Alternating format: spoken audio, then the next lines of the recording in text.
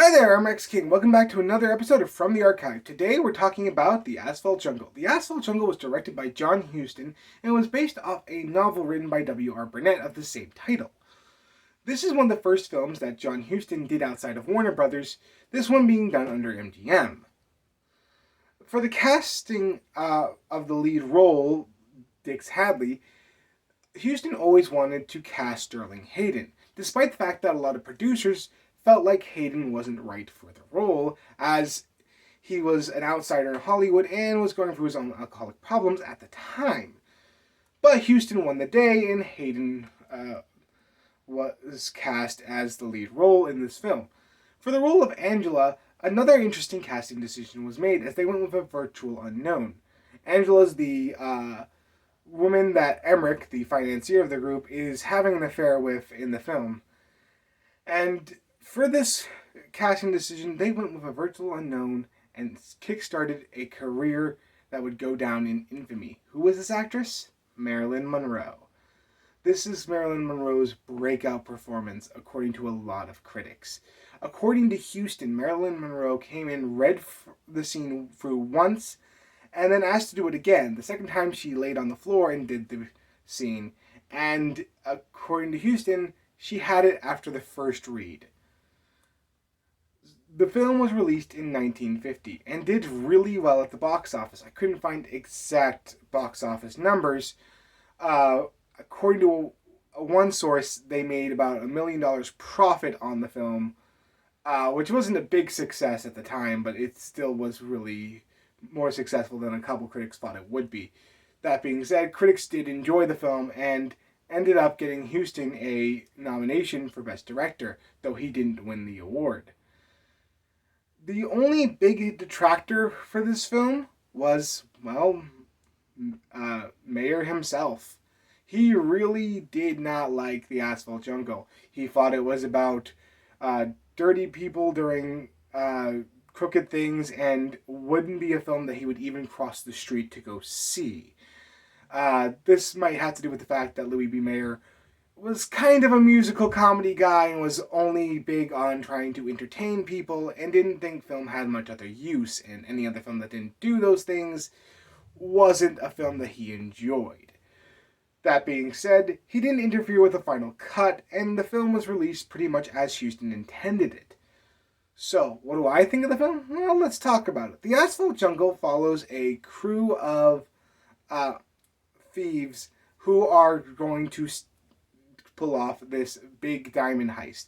The group is head up by Doc, played by Sam Jaffe, and the film primarily focuses on Dix Hadley, played by Sterling Hayden, who is this rough, tough guy. He pretty much is the guy who you would go to shake someone down. He's primarily known as a stick-up guy in the city.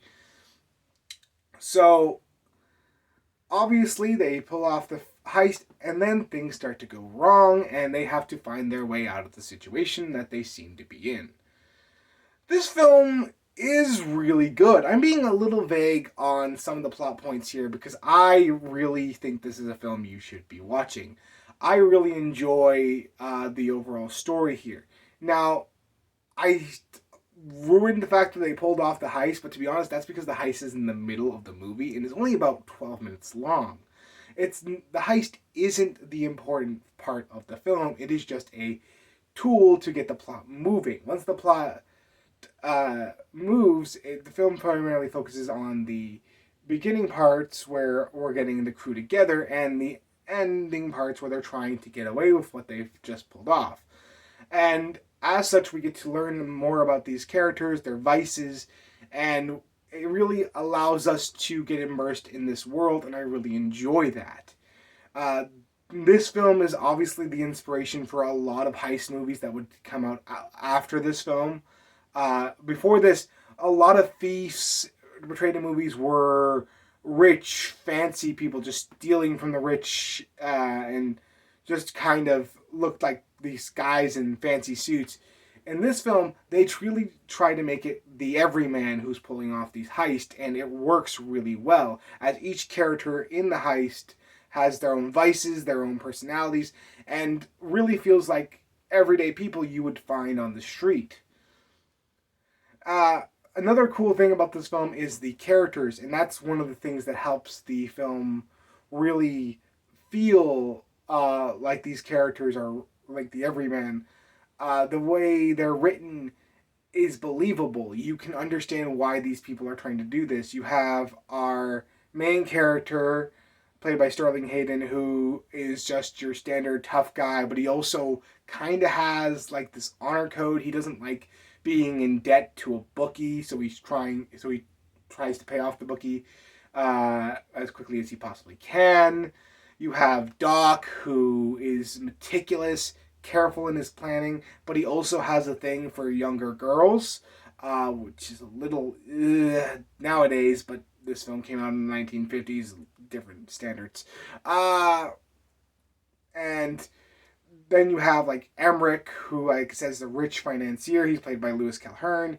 He has a problem where he has this mistress that he's kind of gone broke at this point because of that. You have the safecracker who has a family. You have the driver who has like this thing for cats.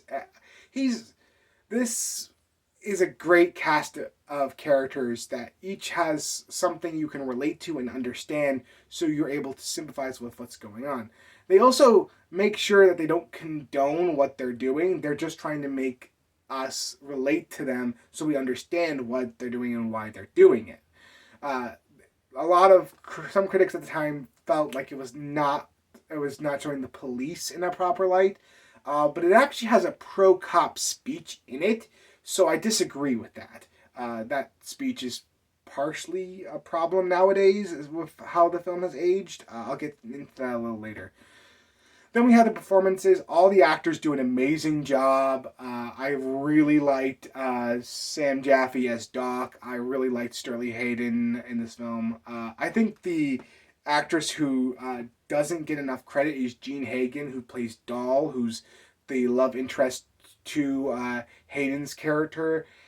Even though she's not treated really well in the film by him, she always stands by him, and I really like her facial expressions, and we really get insights into this character with the way Hagen played her. And then we move on to the visuals here, and this film, Houston was very inspired by neorealism to make this film, so the city looks like it's bombed out, destroyed, and looks like a very grimy, terrible Midwestern city, and I really like that. It gives the city an abandoned feel, but also still makes it feel like it was lived in. You get why some of these people are desperate to make money. It really feels like the city has basically been abandoned and the criminal underbelly has taken it over at this point, and I really enjoy that. Then we have the musical score done by Miklos Rosa. For this one, there isn't a ton. There's only really the opening and then there's the ending.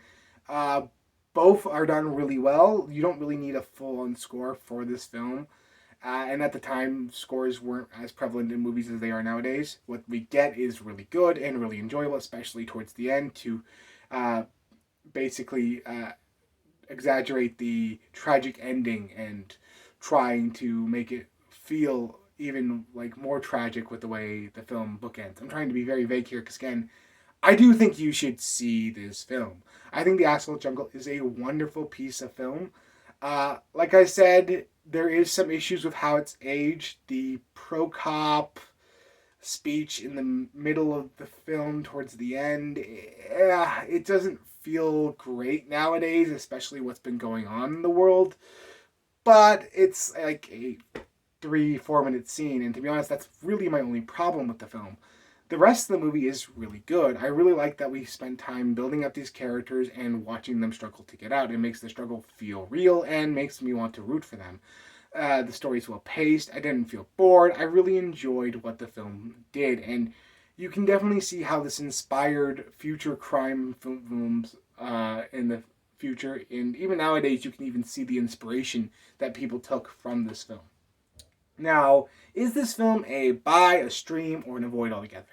Well, let's just talk about the special features. Now, I have the Criterion Collection Blu-ray, which comes with a audio commentary by film historian, recordings by the director John Huston, a couple interviews with John Huston, including one with a City of Lights, which was an old program back in the day that interviewed people. Then we have a documentary on Sterling Hayden. That one's a little weird, actually, because Sterling Hayden, when they made the documentary, was still alive, and he wasn't in the best place mentally. So yeah, it's kind of hard to follow. And then you have a couple interviews with a film historian and a cinematographer going over the look and how the film was really brought into being. I really love the Criterion Collection. I think I said that once or twice on this show, and I really enjoy the amount of detail they put into their Blu-rays. So I will say this film is a buy. Even without these special features, I think the Asphalt Jungle is good enough where I think it's a worthy addition to any collection. I really enjoyed this film, and I highly recommend it. Anyway, I've been looking at classics for a while. I think it's time we switch it up. Next week, we look at Chips. See you then.